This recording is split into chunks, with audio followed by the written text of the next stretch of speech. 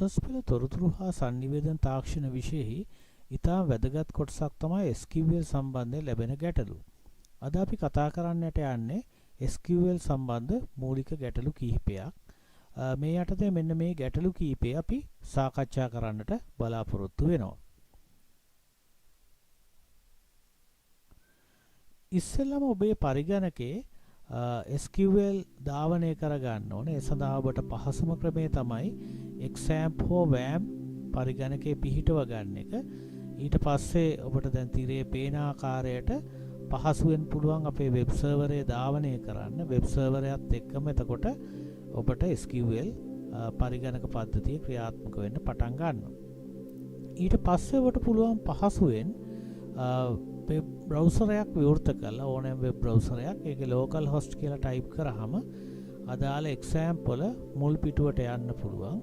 ඒකේ අයිකන් එකක් පේනවා ඇති PHP my admin කියලා. ඒ අයිකන් එක ක්ලික් කරාම ඔබට අර database තියෙන කොටසට එහෙම නැත්නම් SQL commands ලියන කොටසට ගමන් කරන්න පුළුවන්. ඔබට පේනවා ඇති මේ දක්වා හදලා තියෙන database කීපයක්. අපි දැන් මෙතනින් SQL ක්ලික් කරලා SQL command යන්න. මුලින්ම අපි ඕනම දෙයක් හදන්න නම් create කරන්න නම් පාවිච්චි කරන්නේ create කියන වචනේ. අපිට ඕන details කියලා database එකක් හදාගන්න. මම ලියනවා create database කියලා.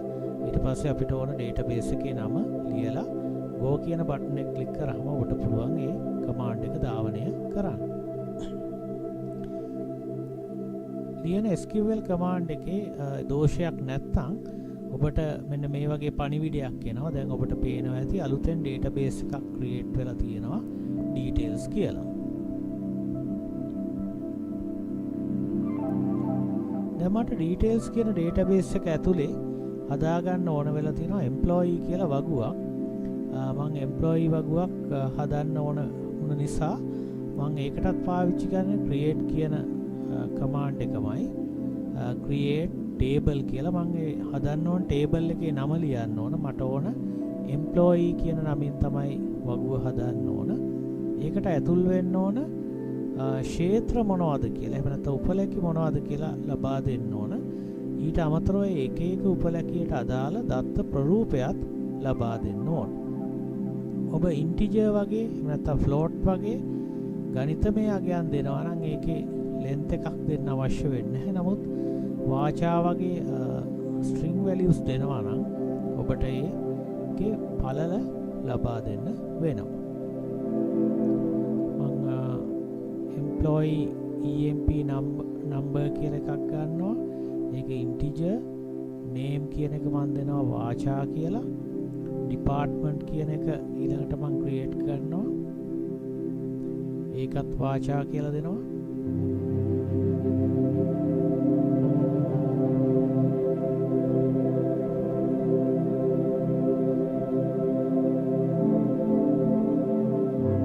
පළලක් දෙනවා.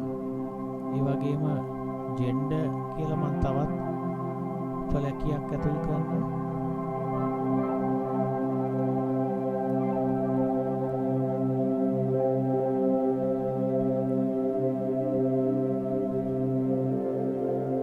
ඊළඟට මට salary කියලා තවත් එකක් ඇතුල් කරන්න ඕන. ඒක මම float විදිහට දෙනවා. ඒක ගණිතමය වටිනාකමක් නිසා. ඒ වගේම database එක අපි අනිවාර්යෙන් ලබා දෙන්න ඕන ප්‍රාථමික යතුරක්. අපිට මේ ප්‍රාථමික යතුර විදිහට primary key කියන වචනේ පාවිච්චි කරන්න පුළුවන්. primary key කියලා වරහන් ඇතුලේ අදාළ table එකේ අපි ප්‍රාථමික යතුර විදිහට භාවිත කරන උපලැකිය දෙන්න ඕන. මම මෙතෙන්දී employee number emp number කියන එක අදාළ ප්‍රාථමික යතුරු විදිහට ලබා දෙනවා. දැන් අපි go ක්ලික් කරාම අපිට දෝෂයක් නැත්තම් ඇත්තටම table එකක් create වෙනවා. මේ වෙලාවේ table එක create වුණාට table එකේ කිසිම දත්තයක් පුරවලා නැහැ. අපි දැන් ඊළඟ අවස්ථාවේදී සූදානම් වෙන්නේ අපිට පේනවා ඇති ක්ෂේත්‍ර ටික. දැන් මේ table එකට අර ඔබ කලින් දැකපු වගුවේ තිබිච්ච දත්ත ටික ඇතුල් කරන්නයි සූදානම් වෙන්නේ. යම් කිසි දත්තයක් ඇතුල් කරන්න නම් අපි insert into කියන එක පාවිච්චි කරන්න ඕන. insert into වගුවේ නම වටිනාකම් දෙන නිසා values කියලා ලියනවා. ඊට පස්සේ values ටික වරහන් ඇතුළේ ලියන්න ඕන. මෙතෙන්දි ගණිතමය වටිනාකමක් value එක විදිහට පාවිච්චි කරනවා නම් ඔබ උඩුකමා යොදන්න ඕනේ නැහැ. නමුත් string value එකක් නම් ඔබ භාවිත කරන්නේ අනිවාර්යෙන් උඩුකමා යොදන්න ඕන. ඔබට පේනවා ඇති පළවෙනි එකේ මං 100 කියන එක පාවිච්චි කරා. ඒකට උඩුකමා යෙදුවේ නැහැ. මොකද employee number එක මං integer value එකක් විදිහට මං සඳහන් කරේ. නමුත් name කියන එක පසිදු කියන එක string value එකක්. අපි වාචා කියලා දුන්නේ. ඒ නිසා අපි ඒකට උඩුකමා පාවිච්චි කළා. ওই විදිහට අපිට අදාළ දත්තයන් ටික ලබා දෙන්න පුළුවන්. අපි එක වගන්තියක් ලියලා ධාවනය කරලා බලමු.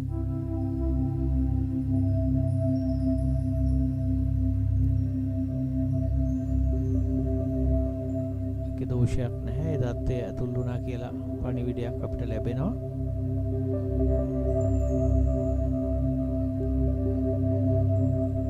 ඒ වගේ අපිට පුළුවන් මේ දත්ත පාදකේ මේ වගුවට ඇතුල් කරන ඉතුරු උපලැකියාන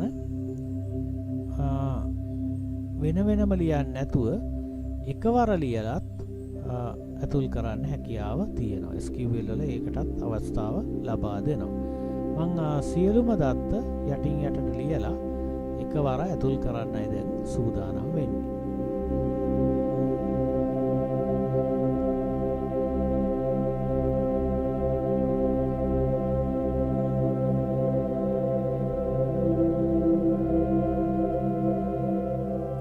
සදා පහසුයි පළවෙනි එක කමාන්ඩ් එකක් ලියලා ඒක පිටපත් කරලා දාලා අගයන් වෙනස් කරනකොට එතෙන්දි පොඩ්ඩක් සැලකිලිමත් වෙන්න. employee number එක එහෙම බැරි වෙලාවත් repeat වුණත් ඒ කියන්නේ එකම employee number එක වැරදිලා අපේ අතින් අර පිටපත් කරනකොට එකම employee number එක යෙදුනොත් ඒක දෝෂයක් විදිහට පෙන්නනවා. මොකද ප්‍රාථමික යතුරු නැවත නැවත යෙදෙන්න බැරි නිසා. ප්‍රාථමික යතුරක් නැවත නැවත යෙදෙන්නත් බෑ. ඒක හිස් තියන්නත් බෑ. ඒ නිසා ඉගෙන සැලකිලිමත් වෙන්න ඕන. අපි මෙතෙන්දී පසිදු සඳලි හසිනි හිරුනි හංසක කියන අයගේ දත්ත ටික ඇතුල් කරනවා මේ employee වගුවට.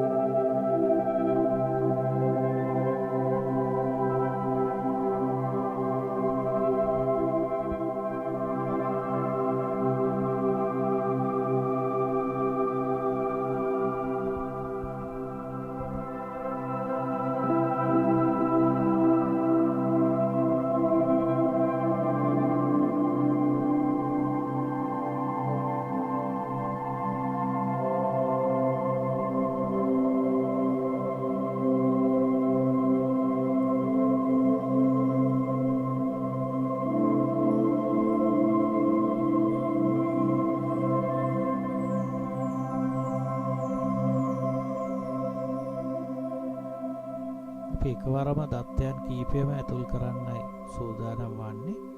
ඔබට අවශ්‍ය නම් තනි තනිව වෙන වෙනම දත්ත ඇතුල් කරන්නත් පුළුවන්. මෙතෙන්දී අපි සියලුම දත්ත ටික ලියලා go කියන බටන් එක ක්ලික් කරනවා. දෝෂයක් නැහැ. සියලුම ටපල්ස් ටික ඇඩ් වුණා. දැන් අපි ඊළඟට බලන්න යන්නේ මේ ඇතුල් කළ දත්ත කොහොමද බලන්න අපිට පාවිච්චි කරන්න පුළුවන් select කියන කමාන්ඩ් එක. select තරුව පාවිච්චි කරොත් ඒකෙන් කියවෙන all කියලා. select all from කොහෙන්ද employee. select තරුවෙන් කියවෙන all කියන එක from employee. ඒතර වගුවේ නම තමයි employee. අපිට go කියන බටන් එක ගිහුවහම බලන්න පුළුවන් සියලුම දෙනාගේ දත්ත ටික බලන්න පුළුවන්. වගුවේ ඇතුල් කරලා තියෙන සියලුම දත්ත. දැන් අපි බලමු විශේෂ කරලා අපිට දත්ත කීපයක් විතරක් බලන්න ඕන නම් එතකොට තරුව පාවිච්චි කරන්නේ නැහැ.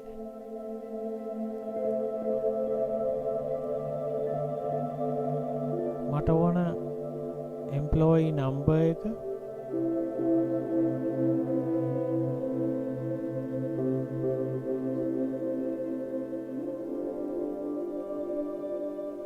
name එක සහ department එක විතරක් බලන්න නම් මම ඒ උපලැකි කමා දාලා ලියන්න ඕන.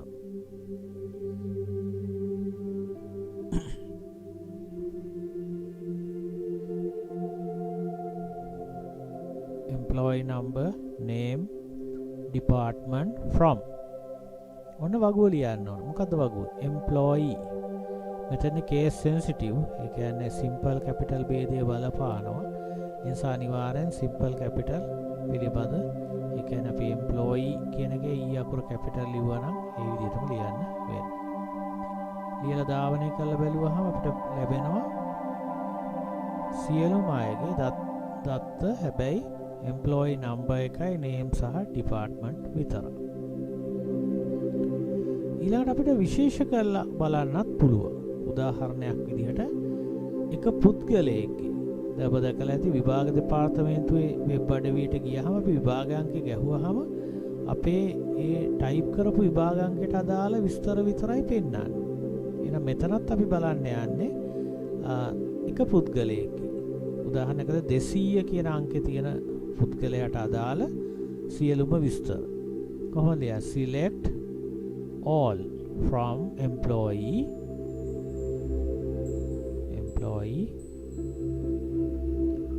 කොහේද? where. අපි සාමාන්‍යයෙන් ඉංග්‍රීසියෙන් කතා කරනකොට පාවිච්චි කරන වචන where කොහේද? ඒ කියන්නේ employee number එකේ. එහෙනම් employee number එක අනිවාර්යෙන් 200 වෙන පුද්ගලයා වෙන්න ඕන. ඒතර අපිට ලැබෙනවා 200 වෙන පුද්ගලයා තමයි සඳලි.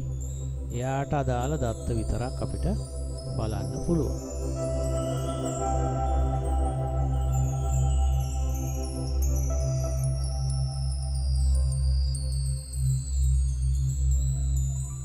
ඊළඟට අපිට ඕන වෙනවා තවත් පුද්ගලයෙක්ගේ සියලුම දත්ත නෙවෙයි තෝරාගත්ත දත්ත විතරක් බලන්න. කොහොමද ඒක බලන්නේ? ඉස්සෙල්ලාම select එතෙන්දී all කියලා ලියන්න. select කියන එක පාවිච්චි කරනවා. ඊට පස්සේ අපිට ඕන උපලැකි ටික ලියනවා. එයාගේ නම ඕන, ඒ නිසා name කියලා ලියනවා. ඒ වගේම එයාගේ වැටුප ඕන, salary කියලා ලියනවා. from කොහෙන්ද? මොකද්ද වගුව? employee කියන වගුව. ඒ වගුවේ කොහෙද ඉන්නේ යා? where කියන එකෙත් අපි බලන්න ඕනේ යනම් එයාගේ අංකය. එහෙනම් employee number එක 300 වෙන කෙනාගේ salary එක සහ නම. මෙතන employee number එකම ගන්න ඕනේ නැහැ. ඕනනම් ඔබට නම හෝ වෙනත් දෙයක් කරනවත් වර්ගීකරණය කරලා බලන්න පුළුවන්.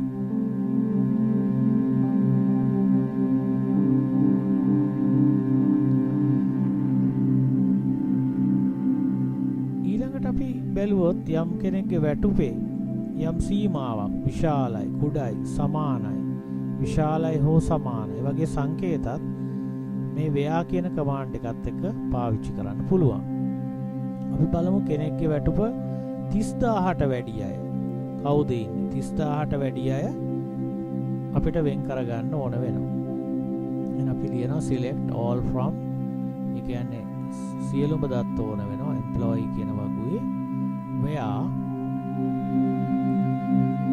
salary එයාගේ වැටුප විශාලයි 30000.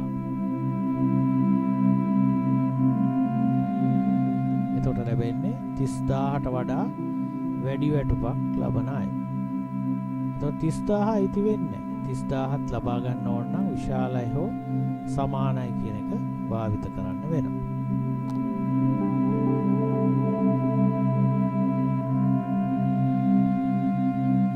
ඊළඟට SQL වල අපිට පුළුවන් සංඛ්‍යා ගණනය කිරීමට අදාළ ශ්‍රිත භාවිත කරන්න. උදාහරණයකට average, count, sum වගේ ඒවා භාවිත කරන්න පුළුවන්. හැබැයි මේවා ගණිතමය වටිනාකම් සඳහා විතරයි භාවිත කරන්න පුළුවන්. මම ලියනවා select sum වරහන් ඇතුළේ salary. salary එකේ එකතුව. ඒ කියන්නේ මේ වගුවේ තියෙන salary වල එකතුව තමයි මට හොයන්න ඕන. from කොහෙන්ද හොයන්න ඕන? employee කියන table එකේ. ඒතර employee කියන table එකේ තියෙන salary වල එකතුව අපිට ලබා දෙනවා. අපිට පෙනේවි salary වල එකතුව නැත්නම් වැටුප් වල සියලුම එකතුව මෙතෙන්ද පෙන්නනවා. ඒ වගේම අපිට පුළුවන් average එකටත් ලියන්න, max වලටත් ලියන්න, min කියන්නේ අවමාගය හොයන්න, ඒ වගේම කී දෙනෙක් ඉන්නවද වගේ දේවල් හොයන්නත් commands පාවිච්චි කරන්න පුළුවන්. මම මෙතෙන්දී average salary එකට ලියනවා command එකක්.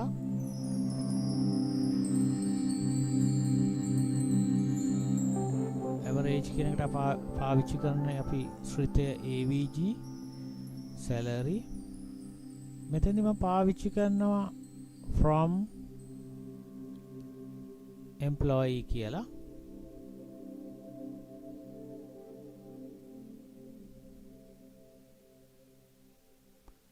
ඊට පස්සේ අපිට පුළුවන් බලන්න මේ වගුවේ තියෙන data වල average salary එක. ඊට අමතරව ඕනනම් අපිට as කියන වචනයක් භාවිත කරන්න පුළුවන්. as කියන එකත් එක්ක වචනයක් ලියන්න පුළුවන්. එතකොට කොහොමද ඒක පෙන්වන්නේ? දැන් අපි මේ SQL command එක run කරාම ඔබට පේනවා ඇති උඩ පෙන්නනවා උපලැකියක්. ඒ උපලැකිය සාමාන්‍ය විදිහට පෙන්වන්නේ avg කියලා. එහෙම නැත්නම් sum කියලා. නමුත් මෙතෙන්දී as කියන එකත් එක්ක පාවිච්චි කරන වචනය ඒකේ උපලැකිය විදිහට පෙන්නනවා. average underscore sal කියලා තමයි මම දුන්නේ. ඒක ඔබට පේනවා ඇති මෙතෙන්දී පෙන්නනවා. හොඳයි. දැන් අපි කතා බහ කරා වැදගත් කොටස් කීපයක්. අපි ඊළඟට කතා බහ කරන්න යන්නේ database එකක තියෙන දත්ත කොහොමද මකන්නේ කියලා. ඒකට පාවිච්චි කරන ශ්‍රිතය තමයි delete කියන එක. delete කියන ෆන්ක්ෂන් එක පාවිච්චි කරන්න පුළුවන්. අපිට ලියන්න පුළුවන් delete from මොකෙන්ද? වගුව තමයි employee, where employee කවුද? මං සියවෙනියට අදාළ දත්තය තමයි මකන්න යන්නේ. එතකොට පසින්දුට අදාළ දත්තය මෙතෙන් තියෙනවා command එකක්. ඇත්තටම මේ පණිවිඩයක් එනවා මේක මකන්න අවශ්‍යද කියලා. ඔබට okay කියලා දුන්නාම ඒ අදාළ දත්තය වගුවෙන් ඉවත් වෙනවා. ඊට පස්සේ අපිට පුළුවන් all command එකක් ලියලා බලන්න ඇත්තටම මේ දත්තේ ඉවත් වෙලාද කියලා. ඔබ දන්නවා දැන් ඒක ලියන විදිහ select all from employee කියලා ලිව්වහම බලන්න පුළුවන් ඒ අදාළ දත්තේ ඉවත් වෙලාද කියලා. ඔබට පේනවා ඇති 100 කියන employeeට අදාළ දත්තය එහෙම නැත්නම් උපලැකියාන ඉවත් වෙලා තියෙනවා මේ අවස්ථාවේදී.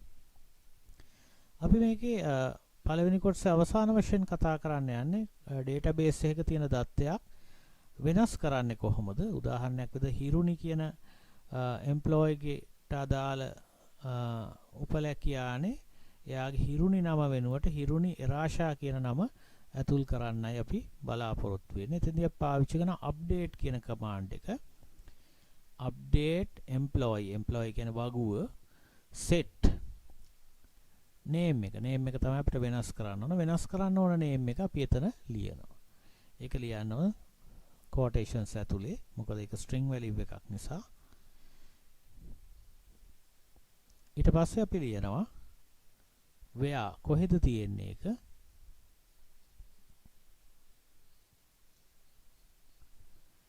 ඒක තියෙන name එකේමයි. දැන්ට තියෙන name එකේ දැන්ට තියෙන නම හිරුනි. අපි ඒ නිසා ඒක ලියනවා එතන හිරුනි. ඊට පස්සේ අපිට ඒක ධාවනය කරාම ඔබට පෙනේවි අදාළ දත්තය අප්ඩේට් වෙලා පෙන්නනවා. හොඳයි අපි SQL වල දෙවෙනි කොටසෙන් තවත් වගු අතර සම්බන්ධතා ගොඩනගන හැටිත් කතා කරන්න බලාපොරොත්තු වෙනවා.